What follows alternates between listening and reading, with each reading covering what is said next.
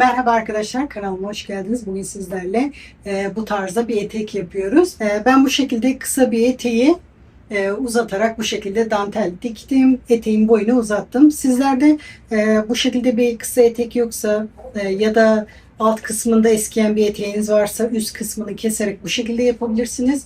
Ya da pantolonların üst kısmını keserek bu şekilde etek hazırlayabilirsiniz. Ben bu danteli kotun ucuna diktim. Tabi bunu dilerseniz daha uzun yaparak sadece dantel kısmıyla da etek yapabilirsiniz arkadaşlar. Beline lastik dikince bunu daha uzun etekte çalışabilirsiniz. Kanalıma abone olmak ücretsiz arkadaşlar. Sizlerden tek bir ricam var. Bu videolara beğen atarak destek olmanız. Şimdi sizleri daha fazla bekletmeden adım adım yapılışına geçebiliriz arkadaşlar. Şimdi yapılışına geçebiliriz. Aynı örnekten bu şekilde runner'da yapmıştım. Runner'da da çok şık durdu. Ben bu örneği bu şekilde etek ucuna çalıştım. Bu pantolon paçasına da uygulanabilir. Pantolonlara da yapabilirsiniz arkadaşlar. Ben yurt dışında yaşıyorum. Yabancı marka ip kullanıyorum. Amerika'da hobi mağazasından alıyorum. Bu kullandığım ip %100 koton ip. Runner'larda kullandığım ipe göre bir tık ince. Bu ipte 100 gramda 165 metre ip var. %100 koton. Tığ önerisi 5,5 milimetre diyor. Benim için 4 milimetre uygun. Bunu 4 milimetre tığ ile çalıştım. Bunda istediğiniz ipi kullanabilirsiniz. İster ince ister kalın. Tüm ipleri kullanabilirsiniz. İnce ip kullanırsanız deseniniz bir tık küçük olur.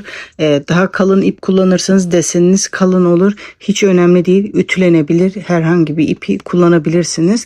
Runner'da da koton ip kullanmıştım. O bir tık kalın olduğu için bu biraz daha kalıp gibi duruyor. Bu benim yaptığım etek için.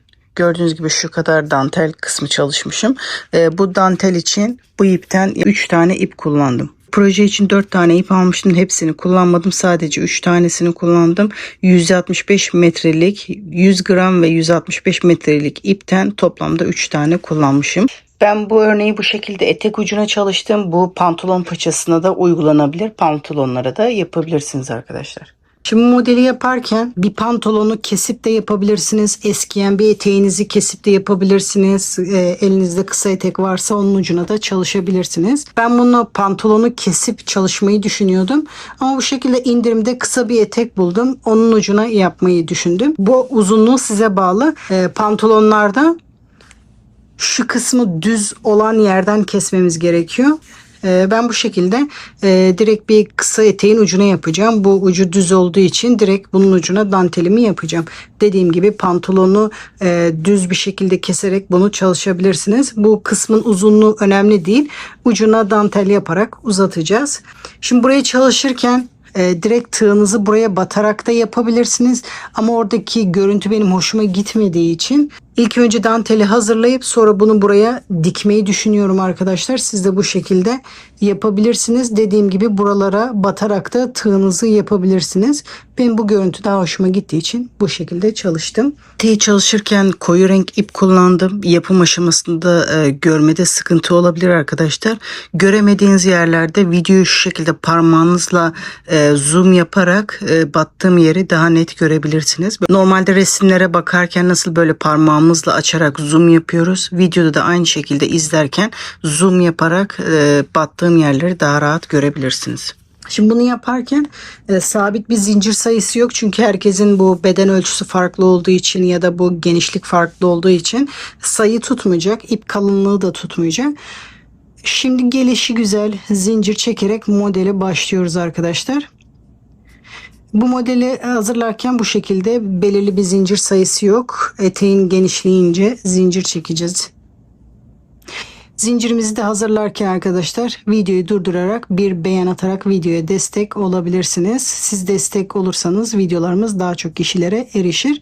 Bu videoları hazırlamak gerçekten çok emekli ve zahmetli. Emeklerimizin karşılığını almak için bir beğen atarak destek olabilirsiniz. Şimdi videoyu durdurarak bir beğen yapabilirsiniz. Şimdi zincirimi çekmeye başladım. Bu şekilde ilk önce tek taraf için buraya kadar zincir çekeceğim. Sonra diğer taraf için de zincir çekeceğim. Şimdi zincir çekip geliyorum. Şimdi tek taraf için zincir çektim. Şimdi diğer taraf için de bu yaptığım uzunluk kadar zincir hazırlayıp geliyorum. Şimdi 2 kat bir şekilde zincirimi ölçüyorum. Şu anda eteğin boyunda oldu. Biraz da ekstra zincir çekeceğim. Örneği kurduktan sonra kasma olabilir. Ekstra zincir de çekiyorum.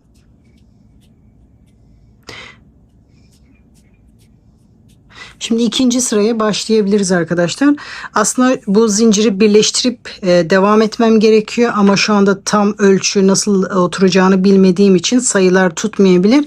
Bunu ikinci sıradan sonra birleştireceğim. Şimdi ilk sıraya başlıyoruz. Şimdi 15. zincirde modele başlıyorum. 2, 4, 6, 8, 10, 12, 14, 15. zincire batarak bir iz sürümü yapıyorum. 3 zincir çekerek diğer yöne dönüyorum. Buradaki 5 zincire trabzan yapıyoruz. Bu ilk zincirde bizim trabzanımız sayılıyor. Bu da 6. trabzan sayılacak. Şimdi 5 tanesini zincir üzerinde trabzan yapıyoruz. Ayrı zincirler içerisinde.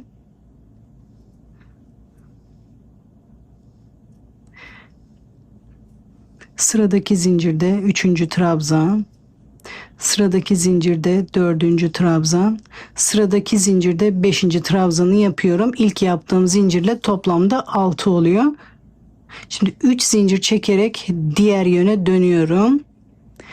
Bu 3 zincir bu son trabzanın tepesindeki trabzan sayılıyor. Onun yüzden buraya batmıyoruz. Sıradaki trabzanın tepesine batarak trabzan yapmaya başlıyoruz. İlk zincirle birlikte 6 tane sayılıyor. Sonuncuyu da burada zincirin üzerine yapacağız.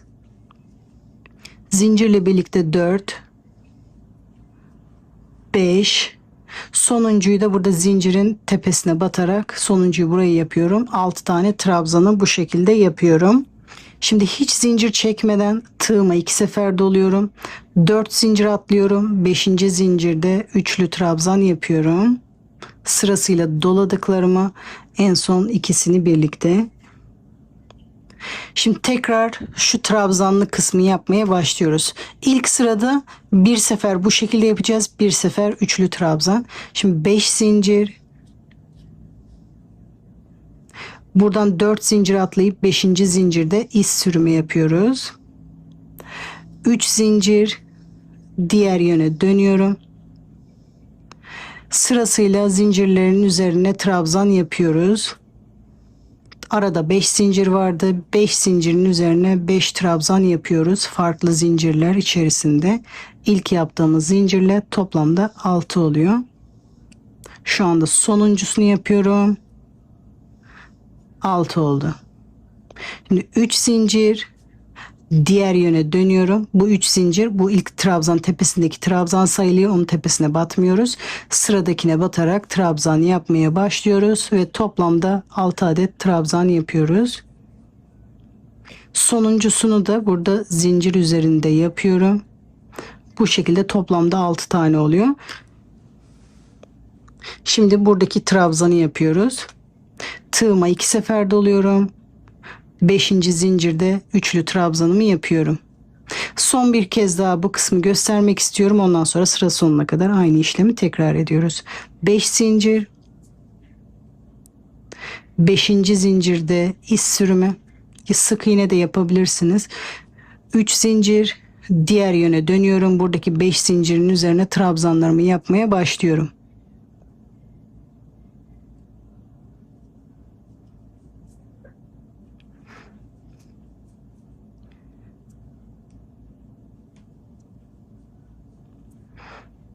İlk zincirle birlikte toplamda 6 trabzan oluyor. Sonuncuyu da yaptım. 3 zincir diğer yöne dönüyorum.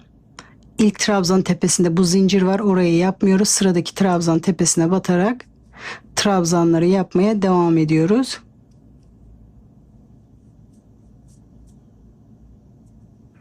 Sonuncusunu da zincir üzerine yaparak toplamda 6 tane trabzan yapıyoruz. Hiç zincir çekmeden tığıma 2 sefer doluyorum. 5. zincir üzerinde üçlü trabzanımı yapıyorum. İlk sırayı bu şekilde yapıyoruz. İlk önce bu trabzanlı kısım, sonra bu üçlü trabzanı yaparak ilk sırayı tamamlıyoruz. Burayı bu şekilde eteğin üzerine tutuyoruz. İki yönü de dönerek yapıyoruz. En son buraya kadar ölçü alıyoruz. Burada birleştirme kısmı yapacağız. Bu şekilde etek ucu boyunu buraya gelene kadar örelim. Bu yaptığım sırayı ben etek boyunu ölçerek şu şekilde, yarıdan sonra da bu şekilde dönerek buraya kadar ördüm. Şimdi burada birleştirme kısmı yapacağım. Siz de bu şekilde eteğin genişliğinde yaparak burada birleştirme kısmı yapabilirsiniz. Gördüğünüz gibi zincir arttı. O yüzden birleştirme yapmak istemedim. Şimdi aynı yönde dönük olmasın diye düzeltiyorum. Burada birleştirme kısmı yapıyorum. Bundan sonra dönerek devam edeceğiz. Burada en son trabzanı yaparken battığım zincirin yanındaki zincire batarak bu şekilde kaydırma yapıyorum. Sıramı birleştiriyorum. Birazdan da bu kısmı birleştireceğiz. Şimdi yeni sıraya başlıyorum. 8 zincir. Burada yaptığımız zincir trabzanın, yani zincirin tepesine batarak bir sık iğne yapıyorum. 4 zincir. Tığıma 2 sefer doluyorum. Buradaki üçlü trabzan tepesine batarak tekrar trabzan yapıyorum. 4 zincir. Zincirlerin tepesine batarak bir sık iğne yapıyorum. 4 zincir. Tığıma 2 sefer doluyorum. Buradaki trabzan tepesinde üçlü trabzan yapıyorum. 4 zincir. Burada zincirin, yani bu trabzan yerine yaptığımız zincirlerin en sonuncu zincirine batarak bir sık iğne yapıyorum. Bunu bu şekilde sıra sonuna kadar dönerek geliyoruz. Burada birleştirme kısmı yapıyoruz. Şimdi burada da birleştirmeyi ayarlıyorum. 4 zincir kalana kadar bunu söküyorum.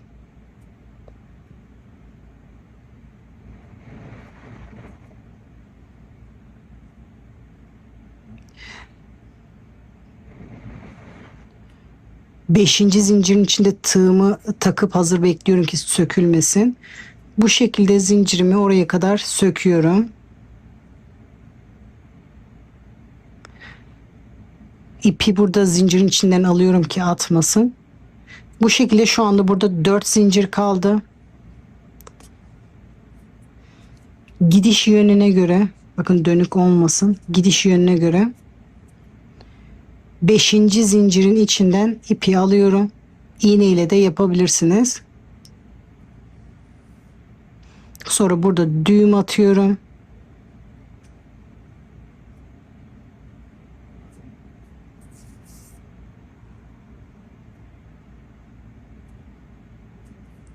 Sonra bu ipi bu arkalarda saklıyoruz. Bu şekilde birleştirme kısmını hazırlıyorum. Böyle tam ölçüde olmuş oluyor. Şimdi bu diğer sırayı da dönerek burada sıra sonuna kadar yapalım. Sıra sonuna kadar geldim. Şimdi birleştirme kısmını yapıyorum. 4 zincir. Buradan 5. zincire batarak bu şekilde kaydırma, iz sürme yaparak sıramı tamamlıyorum. Şimdi buradaki trabzanlı kısımları yapmaya başlıyoruz. Bu sefer 9 zincir çekerek yeni sıraya başlıyorum.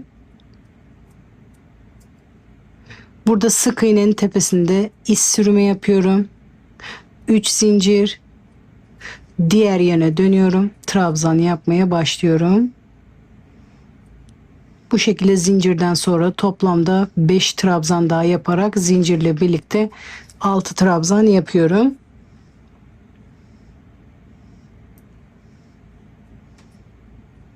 Üç, 4, 5. Bu zincirle birlikte toplamda 6 oluyor. 3 zincir çekerek yeni sıraya dönüyorum. Şimdi sırasıyla ilk trabzan tepesine batmıyorum. Çünkü bu zincir, onun yerine sayıyoruz. Sırasıyla diğer trabzanların tepesine batarak toplamda 6 tane trabzan yapıyorum. Sonuncusunu da zincirin tepesine yapıyoruz.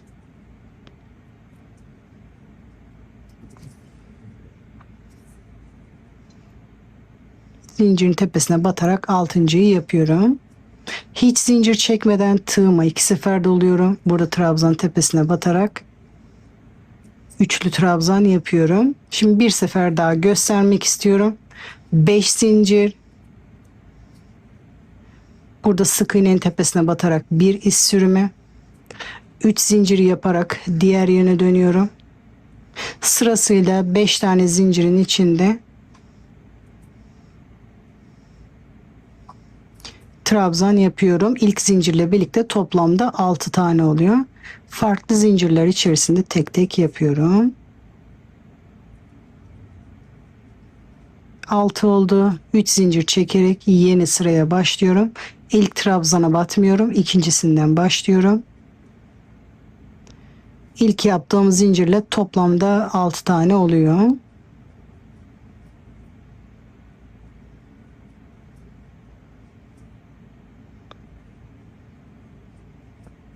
Tığıma 2 sefer doluyorum. Burada trabzan tepesine batarak üçlü trabzanımı yapıyorum.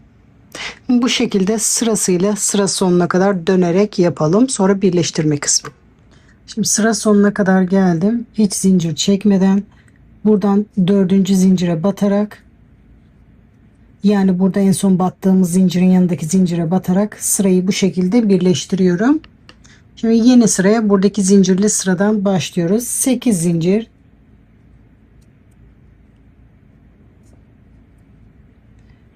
Burada tam köşeye zincirin ucuna batarak bir sık iğne yapıyorum. 4 zincir, tığıma 2 sefer doluyorum. Trabzan tepesine batarak üçlü trabzan yapıyorum. 4 zincir.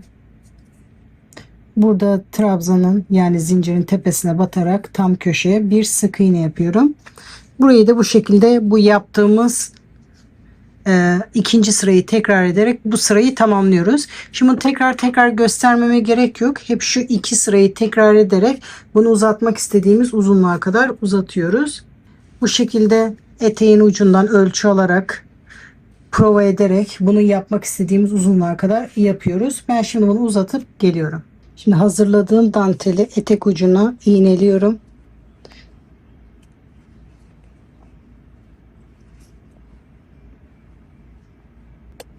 Bu yaptığım danteli iğneliyorum. Düz bir şekilde.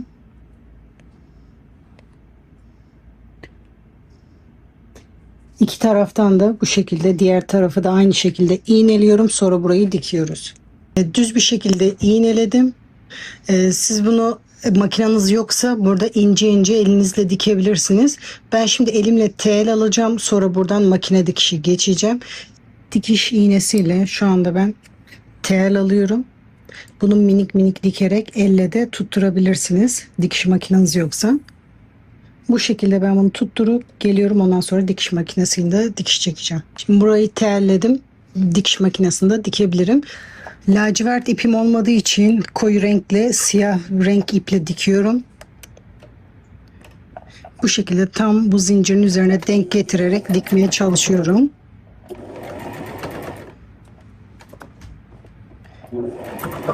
Bu şekilde dikiyoruz. Şimdi dikiş makinesinde diktim. Astar boyunu bu dantel boyuna kadar yapmayacağım. Siz de bunu astar nereye kadar gelmesini istiyorsanız o şekilde astarı ayarlayabilirsiniz. Ben birkaç sıra kapatmayacağım. Dantel olarak kalacak bu kısmı. Şimdi astarımı hazırlıyorum. Benim bu şekilde bir elbisem vardı. Boya olmuştu. Kullanamıyordum. Bunun alt kısmını astar olarak kullanacağım. Bu biraz geniş. Sadece biraz daraltmam gerekiyor. Etek ucu zaten dikilmişti. Üst kısmını bele takacağım. Sadece kenarlardan daraltıp beline dikeceğim. Son birkaç sıra dantelin açıkta kalmasını istiyorum. Şuraya kadar gelmesini istiyorum bu dantelimin. Astarın şuraya kadar gelmesini istiyorum. Ve bu şekilde kenarlardan bu kadar daraltacağım. Boyunu da buraya kadar keseceğim arkadaşlar. Bu kenarlarını daraltacağım. Buradan dikiş dikeceğim. Diğer tarafı da aynı şekilde. Ondan sonra bu danteli diktiğim kısımda astarı dikeceğim. Ben şimdi bu alt kısmı küçültüp geliyorum.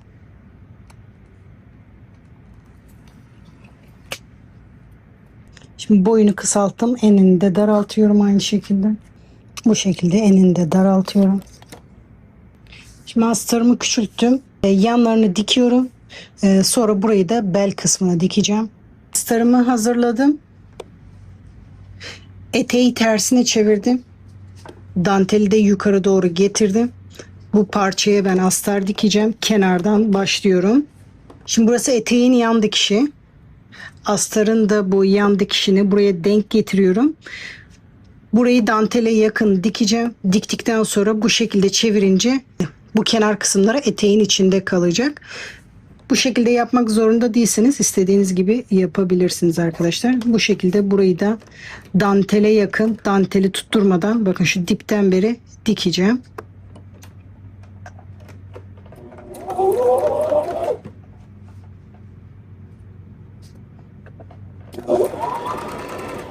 Bu şekilde komple dikiyorum. Diğer yan dikişi de eteğin diğer yanına denk getiriyorum. Bu şekilde dikiyorum arkadaşlar.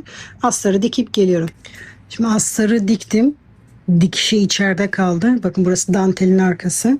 Danteli düzeltince burası da bu şekilde duruyor. Buradan arkadaki kötü görüntü de görünmüyor. Şimdi ben bunu ütüleyip geliyorum. Gördüğünüz gibi eteğin tüm aşamaları bitti. Ütüledim, üzerime giydim. Bu şekilde tişörtle kombin yaptım. İstediğiniz şeyle kombin yapabilirsiniz arkadaşlar. Umarım bu modeli sizler de beğenmişsinizdir. Videomu buraya kadar izlediyseniz aşağıda beğen tuşuna basarak destek olabilirsiniz arkadaşlar. Yeni videolar için takipte kalın. Sıradaki videolarda görüşmek üzere.